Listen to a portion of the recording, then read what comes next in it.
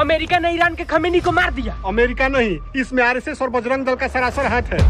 हाँ, अरे मोदी के इजराइल जाने से पहले वहाँ पे वो लोग खाली टुटुमा में कर रहा था, और ये जैसे वहाँ से घूम के आया वहाँ पे वो लोग बमबारी शुरू कर दिया। इसमें सरासर आरएसएस इन्वॉल्व है। वैसे तो अफगानिस्तान भी पाकिस्तान को रोज मार रहा है, इसमें भी आरएसएस इन्वॉल्व है।